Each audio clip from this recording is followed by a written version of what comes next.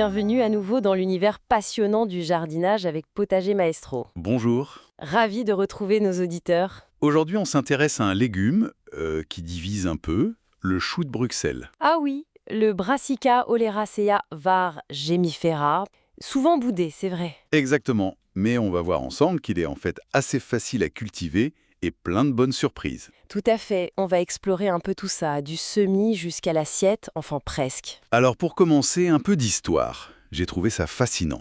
Il viendrait de Belgique. Oui, près de Bruxelles, à Saint-Gilles, au XVIIe siècle. Et apparemment, c'était une réponse à l'urbanisation, pour optimiser l'espace. C'est ça, une culture verticale très rentable. La tige peut monter jusqu'à 1 mètre. Et porter combien? 20 jusqu'à 80 petites pommes par pied. Impressionnant, oui. Des petites pommes de 2 à 4 cm. Et côté atout, il n'est pas en reste. Riche en vitamine C, B, provitamine A. Sans oublier les fibres, le potassium et des antioxydants comme la lutéine. Très intéressant. Et très peu calorique, vu qu'il est composé à 90% d'eau. Son goût peut être un peu amer parfois. Oui, mais ça s'adoucit à la cuisson, et surtout après les premières gelées pour certaines variétés. On y reviendra. Justement, les variétés, il y a des différences importantes, non? Absolument. On distingue principalement les automnales, qui sont plus précoces, et les hivernales, plus tardifs. Des exemples. Pour les automnales, On peut citer la rubine, avec ses pommes un peu violettes, assez jolies, ou la daveline F1, plus classique, lisse et douce, voire Diablo F1, qui est hâtive et résistante. et on récolte ça quand? Dès août? Septembre? C'est ça pour les plus précoces. Et pour les hivernales, on a des classiques comme de Rosny, très rustique, ou Sanda, qui tient vraiment bien le froid. Sanda, on peut récolter jusqu'en mars, c'est bien ça? Tout à fait. Il y a aussi de Groning, une autre valeur sûre, rustique, même en sol un peu lourd. Celle-là, c'est plutôt d'octobre à mars. Donc, le choix de la variété va vraiment dicter le calendrier de culture et de récolte. Exactement. C'est le premier choix à faire, en fonction de quand on veut récolter.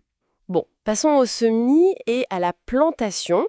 La période, c'est large, de mars à juin. Oui, ça dépend encore de la variété, précoce ou tardive.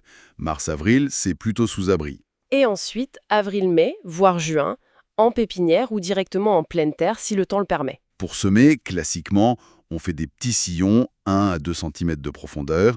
On espace les graines de 5-6 cm. On recouvre de terre fine, on garde humide.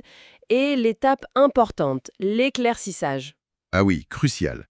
Quand les plantules ont 2 à 5 feuilles, on ne garde que les plus vigoureuses. Une tous les 6 à 8 cm environ. Et la plantation définitive, c'est quand les plants sont un peu plus costauds, C'est ça, quand ils ont 6 à 8 vraies feuilles. Généralement en mai ou juin. avec un bon espacement, là aussi, 50 à 60 cm en tous sens, c'est pas mal. Oui, il faut de la place pour qu'ils se développent bien et pour l'aération. Le pralinage des racines est une bonne idée aussi. Ah oui, ce mélange terre, eau, compost, ça aide à la reprise. Ça favorise un bon contact entre les racines et la terre, oui. Et on enfonce bien le plant, jusqu'aux premières feuilles pour qu'il soit stable. Puis, un bon arrosage. D'accord. Et côté conditions idéales, sol, climat. Alors, le chou de Bruxelles aime le soleil, même s'il tolère la mi-ombre. Et il faut essayer de l'abriter un peu du vent, vu sa hauteur. Pour le sol, Il préfère un sol plutôt frais, profond, qui retient bien l'eau, mais qui est drainé quand même. Une tendance un peu argileuse lui plaît bien. moins gourmand que d'autres choux, j'ai cru comprendre. Oui, c'est vrai. Il faut surtout éviter l'excès d'azote. Pourquoi ça? Parce que trop d'azote, ça fait beaucoup de feuilles. Mais des petites pommes, voire ça peut les faire éclater. Donc un bon compost mûr à l'automne, avant la plantation, ça suffit souvent. On peut ajouter un peu de potasse peut-être? Qu'on soude, cendre. Oui, ça peut être bénéfique, surtout la potasse pour la formation des pommes.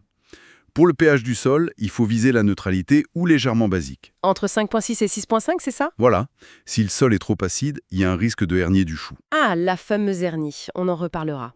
Donc, un amendement calcaire peut être utile. Oui, dolomie ou chaud si besoin.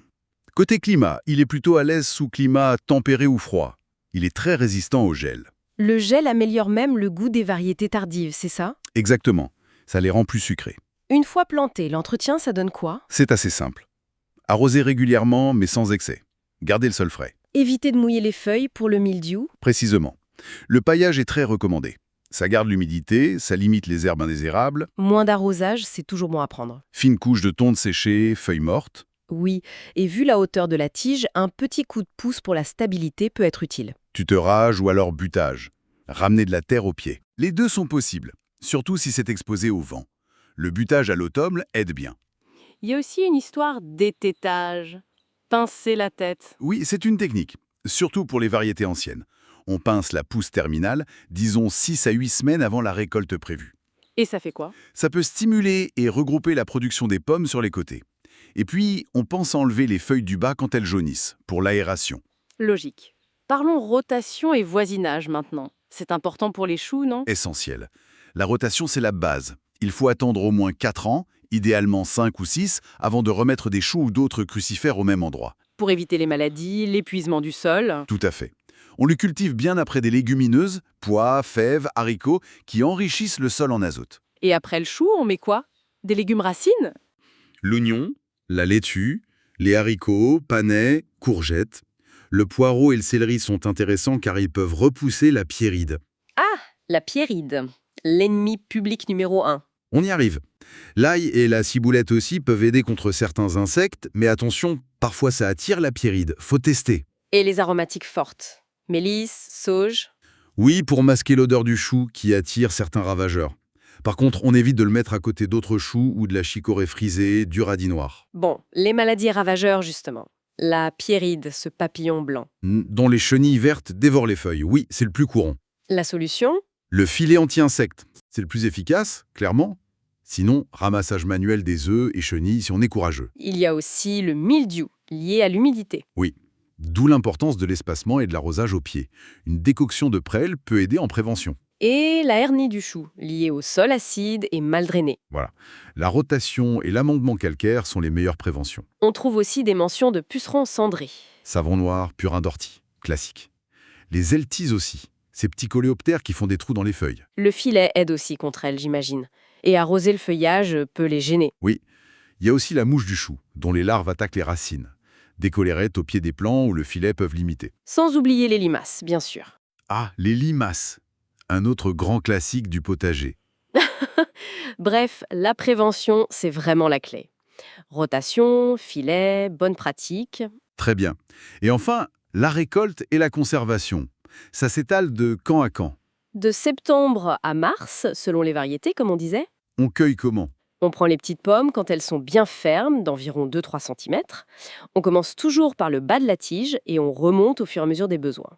Et on disait que les variétés tardives sont meilleures après une gelée. Oui, le froid transforme une partie de l'amidon en sucre, ça adoucit le goût.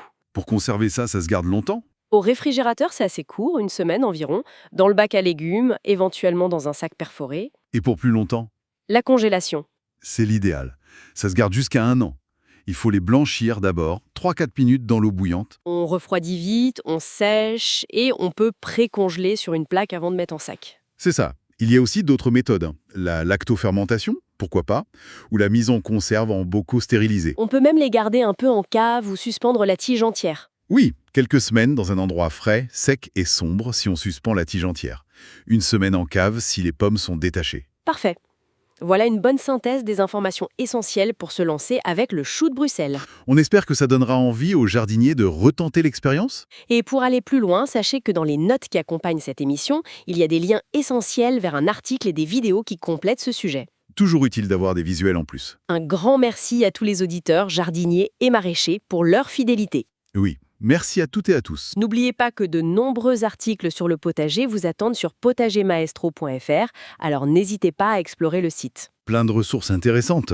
Vous pourrez retrouver cette émission sur YouTube, mais aussi sur les plateformes de podcast comme Spotify, Amazon Music, Deezer, Podcast Addict et bien d'autres. On est partout, hein. Et si le cœur vous en dit, rendez-vous aussi sur la page Facebook de Potager Maestro pour échanger. Bonne idée. Merci encore de nous avoir écoutés. Prenez soin de vous et de votre potager. Oui, prenez soin de vous. Finalement, en rassemblant toutes ces infos, on voit que la réussite dépend beaucoup de l'observation et de l'adaptation. Tout à fait. Chaque jardin est unique. La vraie question peut-être, c'est comment chacun va adapter ses conseils généraux à son propre microclimat, à son terroir. C'est tout l'art du jardinage. À méditer.